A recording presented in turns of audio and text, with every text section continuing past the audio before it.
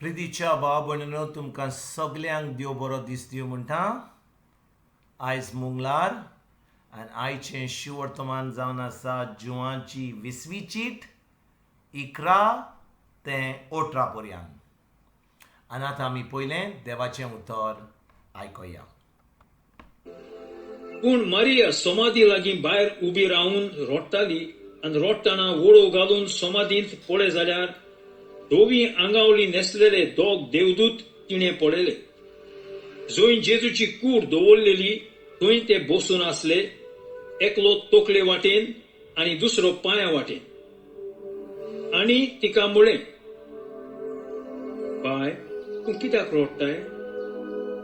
तिणें तांकां म्हळें, कित्याक म्हज्या सोम्याक काडून व्हेलो आनी ताका खंय घाला तो हांव नोकळो. अशें म्हणले उपरांत फाटल्यान वळोन पळय जाल्यार तिणें जेजूक थंय उबो आसलो तो पळयलो, पूण तो जेजू म्हूण तिणें ताका वळखूंक ना. जेजून तिका म्हळें,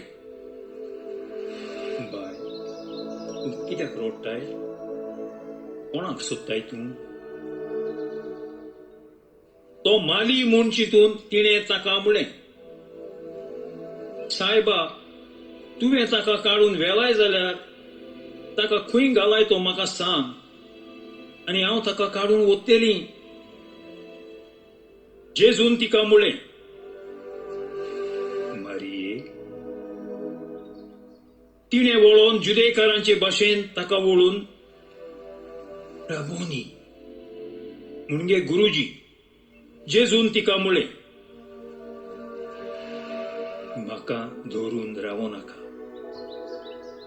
हांव अजून बापा सुरशी सोडूंक ना.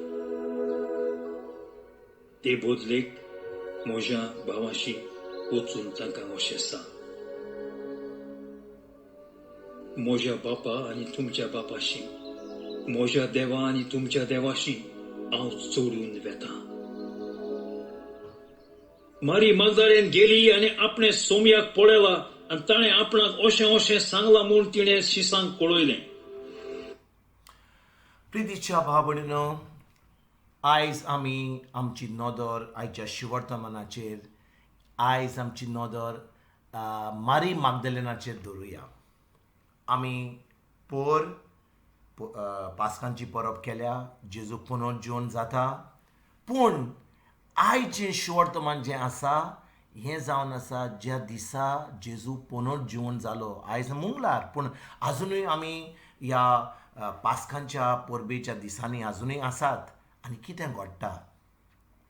मारी मागदलेन जेजूच्या फोंडा कडेन वता. कित्याक ती जेजूचो खूब मोग करताली. तिणें पळयल्लें की जेजून तिचो इतलो मोग केल्लो आनी जेजून तिका सुटका दिल्ली. आनी आतां ती सकाळीं सकाळीं उठून जेजूच्या फोंडा कडेन वता.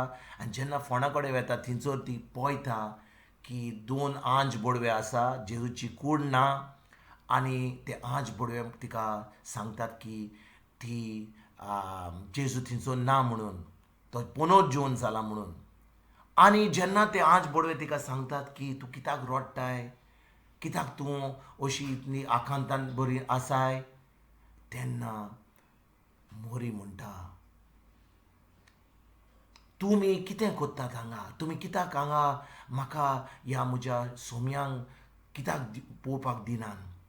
आनी त्या वेळार जेन्ना ती तें आंज बोडव्यांक म्हणटा, फाटल्यान वळख करून ती थंयसर एका मनशाक पळयता आनी ती सजमता की तो माली म्हणून. आनी त्या मालीक म्हणटा, तुवें खंयसर व्हेलाय म्हज्या सोम्यांक?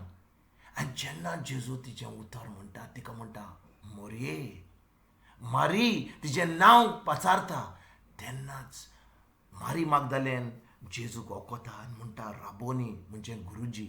भाव भयणीनो, आयज फकत जेजूच्या एकाच उतराचेर आमी नियाल करुया.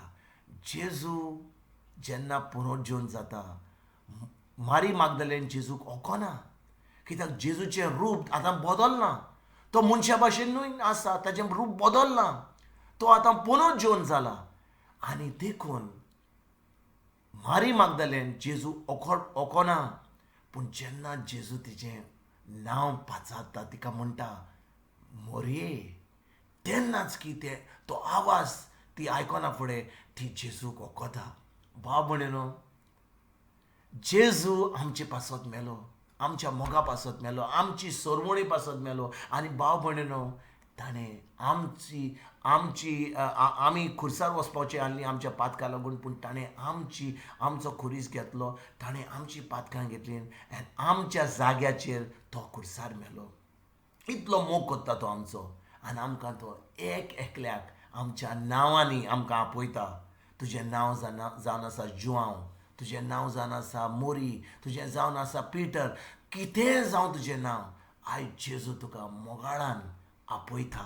तो म्हणटा, म्हज्या पुता, म्हज्या धुवे, म्हज्या चोले, हांव तुका म्हजें भुरगीं, देवाची भुरगीं म्हूण मानता. केन्ना? जेन्ना आमी खरेंच जेजूचेर भावार दवरता. भाव भयणीनो, संवसारान इतलो लोक आसा पूण आजुनूय जेजूक वळखना. सगल्यांकूच जेजू आपलो भाव आनी भयण म्हणटा? ना. जो लोक जेजूच्या खुर्साचेर जें ताणें केलां आमचे पासून, ताजें आमचे पासून रगत वारोयलां, ते खरेंच जेजूचेर भावर दवरता, ताच्या उतराचेर भावर दवरता. जेन्ना आमी ताजें उतर पाळटा तेन्नाच की आमी जेजूची भावान भयणां जाता, आमी देवाची भुरगीं जाता. आनी आयज हो जेजू जो मोरयेक म्हणटा, मोरये मोगान म्हणटा, आयज जेन्ना आमी ताजेर भावार दवरता, खरेंच आमकां तो जेजूक आमचो सोमी आनी धोनी मानता. तो आमकां आमच्या नांवा वयर तो आमकां उलो मारता आनी म्हणटा, आमचें नांव जेजू आपल्या तोंडार घेता आनी आमकां आपयता. भाव भयणीनो, जेन्ना आमी सजमतां इतलो मोग आमचो देव कोत्ता, जेजू आमचो इतलो मोग कोत्ता, ताणें आमचे पासत खुर्सार ताजें रगत वारोयलें. आयज आमी आजच्या उतराचेर नियाळ करुया आनी खरेंच आमचें जिवीत, आमचें आख्खें जिवीत जेजू पासत आमी भेटोवया. आमी जेजूच्या उतरा प्रमाणें आमी आमचें जिवीत सारूया.